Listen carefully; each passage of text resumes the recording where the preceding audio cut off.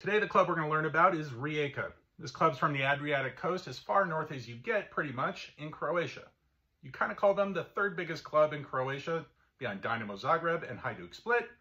This is their kit from 2020-2021, their home color of white. Saw this kit from Joma that season, and I had to get it because I liked a lot of the elements on it. The first being that sky blue collar is a great look. Got a nice Croatian flag on the back of it here as well. The elements going up and across the kit. This color and design down the middle here is really sweet.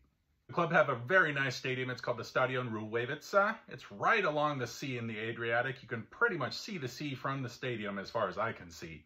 They also have a distinct away section, which pretty much just look like a cage at the end of the pitch. To set the stage on Croatian football, there is a big two of clubs within the league. The first is Dinamo Zagreb from the capital city. That's the biggest club in the country. The second is Hajduk Split, their arch rival. That's also a rival of Rijeka. The two compete the Adriatic derby, seeing as both are along the coast. This club has taken one title. It was in 2017, this making them essentially the third biggest club in the country, seeing as they've also been runners-up in the Croatian League, which has been around since the 1990s, 7 times, although there are many outside of Zagreb who feel that they should have 2 titles. We'll talk about that in a second.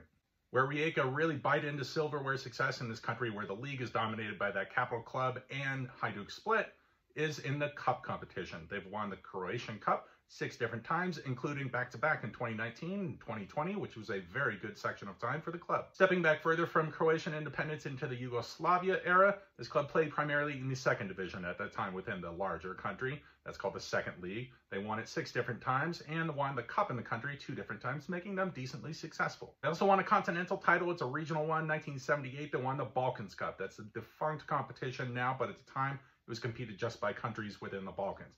And they also have an odd claim to fame, being a club that has won a league in 2 current countries. They also won the league title in 1941 in Italy's 3rd division. Earlier, I put an asterisk on the amount of titles they should have. Many say they should have 2, seeing as in 1999, they were about to win the title, having scored a late goal that would have given them the title over Dinamo, at the time named Croatia Zagreb, but it was ruled out by the referee incorrectly. Came out later, after the death of their country's president, Franjo Tuđman, that he had influenced internal security services to spy on referees and push for his club, Dinamo Zagreb, to win the title. Let's talk a couple former players from the club that you should know, the first being Andre Kramaric. He's a current Croatian international, played for the club originally as a striker. He's one of the names you'll probably know from German football because he's been really the shining light for the club Hoffenheim in the country in the last couple seasons. Second man would be a legend for their fans, as well as pretty much an Iron Man for them, seeing as their goalkeeper Marian Janteljak played over 400 matches for the club in the 1960s, also scoring 15 goals for them, since he was a pretty frequent free kick taker for them. Last man I'll mention is Filip Brodaric. He was an important defensive midfielder for the club in that era where they won the title in 2017, where they also won the cup in the league, doing a double that season, and they snapped Dinamo's streak of 11 straight league titles that season. He's a really good player who was also in the squad in 2018 for the Croatian national team that made it to the final of the World Cup.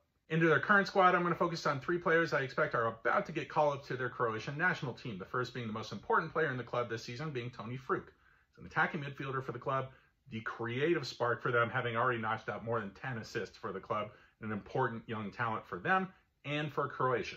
The second is Franjo Ivanovic, a forward for the club, another young rising star for them, and another player who's playing for the Croatian under-19 squad at the moment, but is going to get a look in at some point in the next year or so. Last but not least is Niko Jankovic, a player that's another attacking midfielder for the club, also young Croatian under-21 international, and a player they snatched from Dinamo Zagreb just last year. So there you go, the quick first details you need about Rijeka from Croatia.